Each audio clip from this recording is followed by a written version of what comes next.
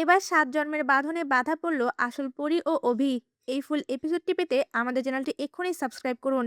এই পর্বে দেখা যায় অভি বর্ষে যে মন্দিরে দাঁড়িয়ে থাকে, তখনই ছুটি এসে অভির সামনে দাঁড়ায়। অভি ছুটির হাতে শাড়ি আর জুয়েলারি তুলে দিয়ে বলে ওঠে, রেডি হয়ে আসো।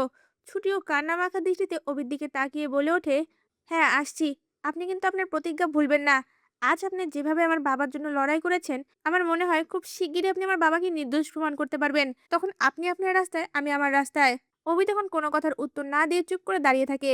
অন্যদিকে ছুটি বউ সাজে সেজে আয়নার দিকে তাকিয়ে মনে মনে বলতে থাকে, ঠাকুর আমি যা করছি ঠিক করছি তো? তুমি আমার পাশে থেকো। অন্যদিকে অভি মন্দিরের মধ্যে দাঁড়িয়ে তার ফোনে থাকা পরীর ছবি দেখে একা একাই বলতে থাকে, পরী আমি এই সবটা করছি তোর জন্য। তুই ফিরে এলে আমি যাতে তোর হতে পারি। ঠিক সে সময় অভির সামনে এসে দাঁড়ায় ছুটি। ছুটিকে দেখে অপলক দৃষ্টিতে অভি তাকিয়ে থাকে। এরপর দেখা যায় সেই মন্দিরের পুরোহিত অভি ও ছুটির বিয়ে পড়ায়। আর অভির বন্ধু ইন্দ্র সকল কিছু তার ফোনে ভিডিও রেকর্ড করে নেয়। অভি নিজের হাতেই ছুটির স্মৃতিতে সিঁদুর পরিয়ে দেয়। আর তখনই ছুটির চোখ থেকে জল গড়িয়ে পড়ে। অন্যদিকে দেখা যায় অভির বাড়িতে অভি ও পরীর এঙ্গেজমেন্টের আয়োজন নিয়ে সকলে মেতে ওঠে। আর ঝুমকি তার পছন্দ করা লেহেঙ্গাটা পরে মনে মনে বলতে থাকে, আজ আমি রাজা পাবো, রাজার রাজত্বটা পাবো, সবটা আমার হবে। এই বলে খুশিতে মেতে ওঠে।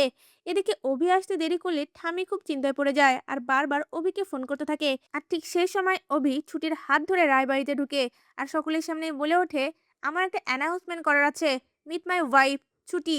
অভি বিয়ে করে ফেলেছে এটা দেখে হিরণময় ও অভির ঠাম্মি কোনোভাবে বিষয়টা মেনে নিতে পারে না। অভির ঠাম্মি উঠে দাঁড়িয়ে বলে ওঠে, দাদাভাই ছোটবেলা থেকে তোমার সঙ্গে পরীর বিয়ে ঠিক করা ছিল, আর তুমি অন্য কাউকে বিয়ে করে নিলে। এই বিয়ে আমি মানি না। এই কথা বলেই ঠাম্মি অসুস্থ হয়ে পড়তে লাগে।